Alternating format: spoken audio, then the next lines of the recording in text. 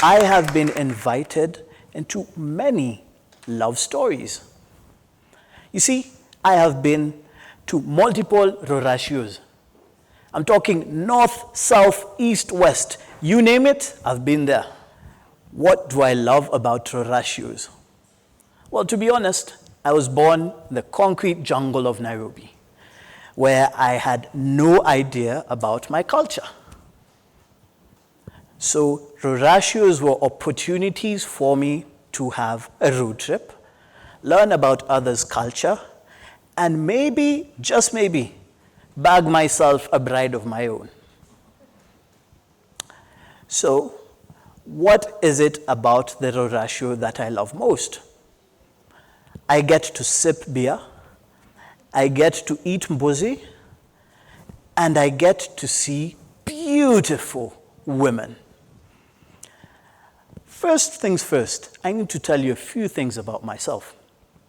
1, I am Kamba. 2, I am very curious. And 3, I was single. Perfect combination. So you can imagine me at a ruracio. I would gaze into the sky and think, what would my ruracio look like? I remember the first time I went on a ruracio, I drank the sweetest of local liquor in Nyanza, then gingered the fattest of goats in Central. But my true love lay in Ukambani. See, I love Kamba women. In fact, my name is Eric Ndume. And Ndume in Kamba means the bull or the man. Therefore, looking at me, don't I look like a well-groomed, perfect son-in-law? But clearly, that was far from the truth. You see, I knew little to nothing about my culture, apart from 3 simple things. 1, we love walking long distances, emphasized by the term nova. Second of all, we love wearing multicolored clothing. And third, but certainly not least, we are known for the potency of our love potions, known as kamute. Therefore, I had a mission. My mission was to find out how to woo the Kamba woman. And I found 2 women of whom I'd like to combine and make one. Let's start with Ernest Hemingway, the great explorer. You see, Ernest Hemingway was a discoverer, but also he was curious, just like I am. And his curiosity led him to Kenya in 1953. On his second mission, this time he was sent by the Crown to make videos that would bring up the PR of our country, Kenya. You see, there was a pesky, rowdy group of youth known as the Mau Mau who were causing trouble everywhere. And Hemingway's movies worked. Tourists flowed back in. And after they flowed back in, he was made a game warden for the region. And what did he do? Well, for 5 months, he went hunting lion, leopards, and even rhinos. But he finally met his match. You see, on a Sunday morning, Mary Hemingway had gone for shopping in Nairobi. And when she got home, she found that Ernest had invited a young girl by the name of Deborah and a few of her friends.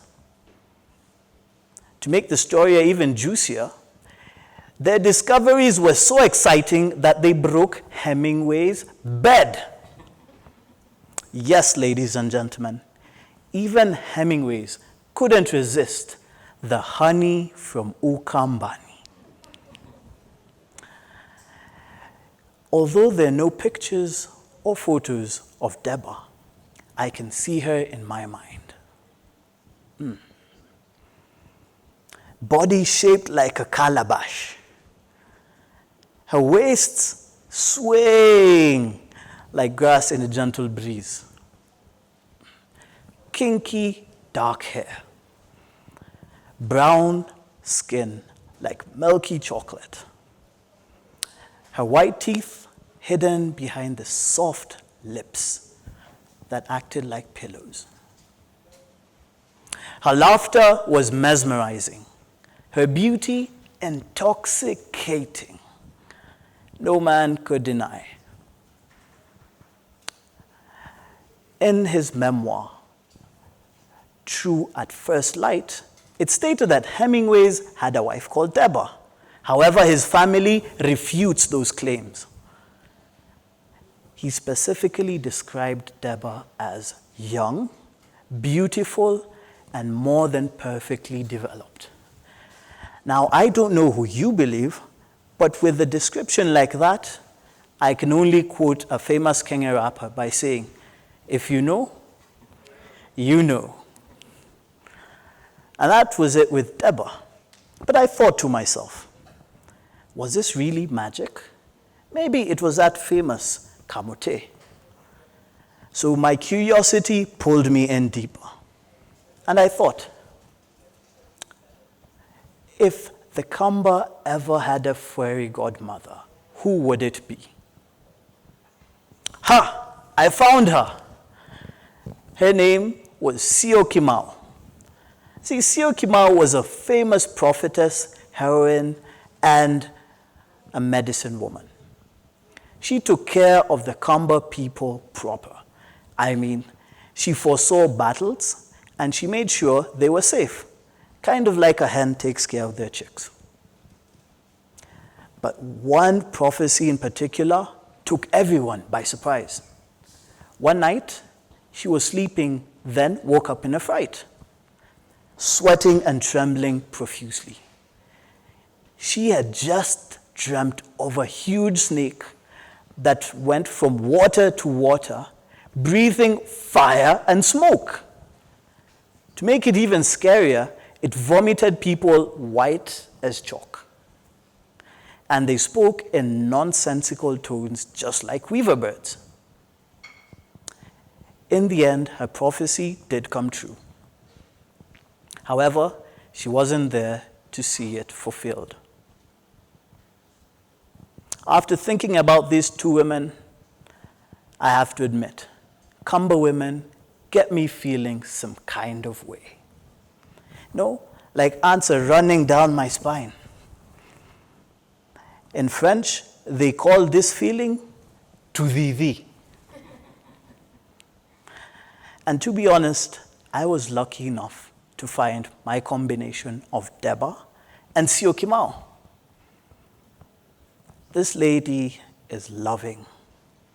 She's charming. She always challenges me. And to be honest, there's that honey from Ukambani. Ladies and gentlemen, I have one secret. I know how to woo Kamba women. Would you like me to share it with you? Kambas love one thing universally: dance and song. They practically dance and sing from birth to the afterlife. When they are youngsters and in the traditional sense, they would sing from morning till evening. When it was time for celebration, they'd beat on the drums and the whistle would give them rhythm. The whole community was at joy. But if you really want to woo a Kamba woman, you need to learn a certain dance. And this dance is called the Mbeni dance. This is our courting dance. It's where everybody has to show what they got. For the women, you had to shake your waist till your waistband went loose. If you're a man, you had to jump higher than everyone else. Apparently, the higher you jump, the better husband you become. Now, I'm not sure what that says about those of us with less than flat stomachs, stubby feet, and 2 left feet again. But I have good news for you. I did my Mbeni dance, and it worked. I tried once, I tried twice. And as they say, The more you try, the higher your chances of winning. And winning my queen I did. My combination of Deborah and Sio Kimao is called Mweni. And she is breathtaking. I love every moment I spend with her. Now, ladies and gentlemen, this is not only a story about a young man's search for love. It's also about curiosity. You see, if I wasn't curious about my culture, I wouldn't get away of wooing my Kamba woman. In fact, this path of curiosity led me to a new passion. That is my love for African history. I even opened up a blog and am now documenting my journey through this experience. But what does this have to do with you, you may ask? Simple. Follow on your curiosity. Curiosity is one part interest, one part passion, and they are the building blocks of love. Therefore, I challenge you in the year 2021. Actually, I dare you to follow through on just one thing you have been curious about. It could be that man or woman, could be that job or hobby. It could be a new interest. Who knows, you may even fall in love. But then again, you never know till you try.